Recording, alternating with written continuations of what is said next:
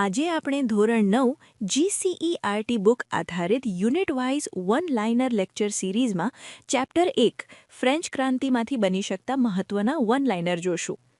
જો હજુ સુધી તમે ચેનલ સબસ્ક્રાઇબ ના કરી હોય તો સૌપ્રથમ ચેનલને સબસ્ક્રાઇબ કરી લો અને બેલ બટન પર ક્લિક કરી લો, જેથી કરીને આવનારા વિડીયોનું નોટિફિકેશન તમને મળતું રહે. તમારા એક સબસ્ક્રાઇબ બટન પર ક્લિક કરવાથી મને મોટિવેશન મળતું રહે છે, તો સબસ્ક્રાઇબ બટન પર ક્લિક કરવાનું ભૂલશો નહીં. તો ચાલો જોઈએ ચેપ્ટર 1 ફ્રેન્ચ ક્રાંતિમાંથી બની શકતા મહત્વના વન લાઇનર. પ્રશ્ન 1. ફ્રેન્ચ ક્રાંતિ ક્યારે શરૂ થઈ? 1779માં. પ્રશ્ન 2. ફ્રાન્સનો રાજા ફ્રેન્ચ ક્રાંતિ સમયે કોણ હતો? લુઈ 16મો. પ્રશ્ન 3. ફ્રાન્સની રાણી કોણ હતી? મારી એન્ટોનિયેટ. પ્રશ્ન 4.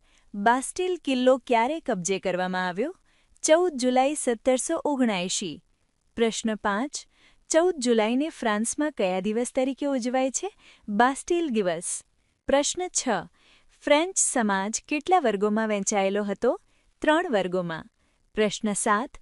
પ્રથમ વર્ગમાં કોણ હતા? ધર્મગુરુઓ. પ્રશ્ન 8.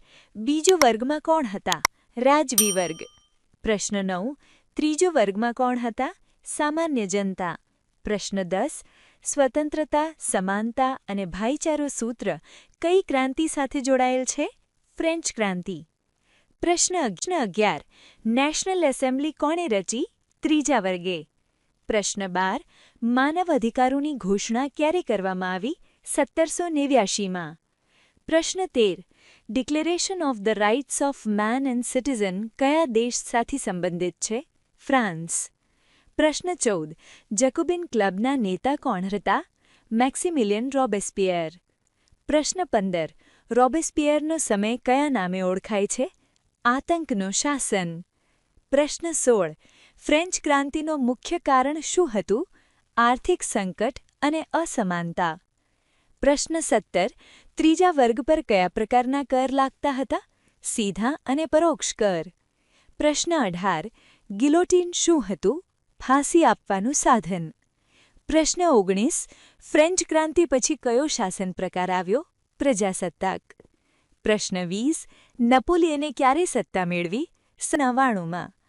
પ્રશ્ન 21. નેપોલિયન કોડ ક્યારે લાગુ થયો? 1804માં. પ્રશ્ન 22. ફ્રેન્ચ ક્રાંતિનો પ્રભાવ કયા ખંડમાં વધુ પડ્યો? યુરોપ. પ્રશ્ન 23.